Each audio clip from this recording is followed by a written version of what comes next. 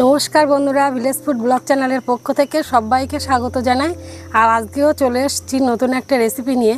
আর আজকে কিন্তু আমি বানাতে চলেছি ঘোলের আইসক্রিম। চলুন তাহলে ঘোলের আইসক্রিম কিভাবে বানাবো সেটাই আপনাদের দেখাবো। এই গরমে কিন্তু এই ঘোলের আইসক্রিম খুব টেস্টি লাগে। আসুন আমরা ঘোলের আইসক্রিম বানানো শুরু করি। আইসক্রিমটা তো আমরা বানাবো, তবে তার আগে কি কি উপকরণ লাগছে সেটাই আপনাদের দেখাবো।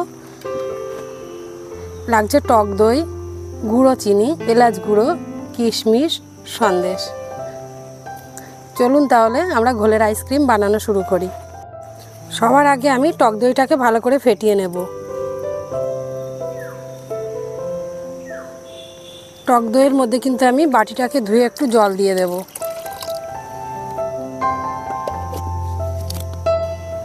দইটাকে কিন্তু আমি ফেটিয়ে নিয়েছি গ্রাইন্ডারের মধ্য দিয়ে। এবার একটা বড় পাত্রে ঢেলে নিলাম আর দিয়ে দেব গুঁড়ো চিনি। ভালো করে মিশিয়ে নেব।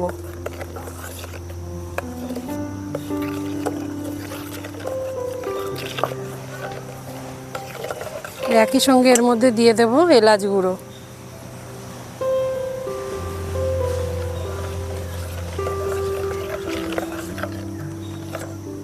ভালো করে মিশিয়ে নেওয়ার পর আমি এর মধ্যে দিয়ে দেব সন্দেশ।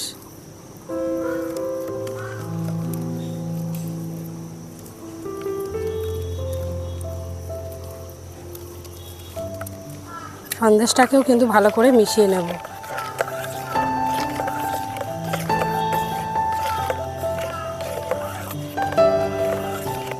ভালো করে মিশিয়ে নিয়েছি। এবারে মোল্টের মধ্যে এক এক করে দিয়ে দেব।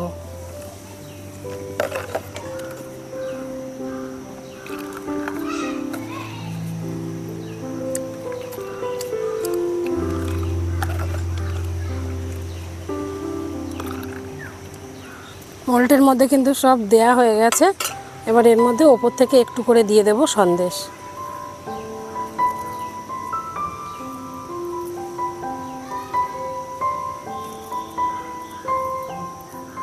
তারপরে ওপর থেকে আমি দিয়ে দেব কিশমিশ।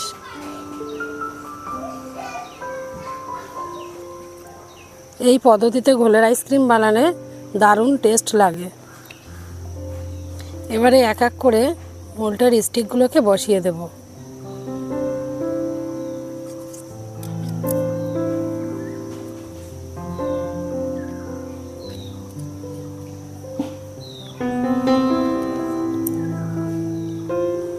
এবার এটাকে ডিপ ফ্রিজে রেখে দেব। 3 ঘন্টার জন্য রেখে দেব ডিপ ফ্রিজের মধ্যে। 3 ঘন্টা পরে ফিরে এলাম। আর আইসক্রিমের মোল্ডটা কিন্তু বের করে নিয়েছি। আইসক্রিমগুলো খুব সুন্দর করে বসে গেছে। চলুন তাহলে আইসক্রিমগুলোকে তুলে ফেলি। আইসক্রিমের মোল্ড আর একটা প্লেট নিয়ে কিন্তু চলে এসেছি। আইসক্রিমগুলোকে বার করে নেবো এক এক করে। ঘোলের আইসক্রিম কি সুন্দর দেখতে হয়েছে।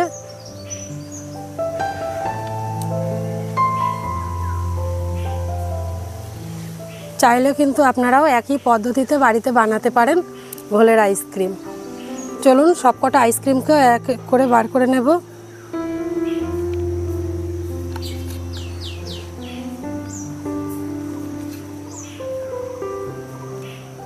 দারুণ সুন্দর দেখতে, খেতেও কিন্তু খুবই সুন্দর হবে।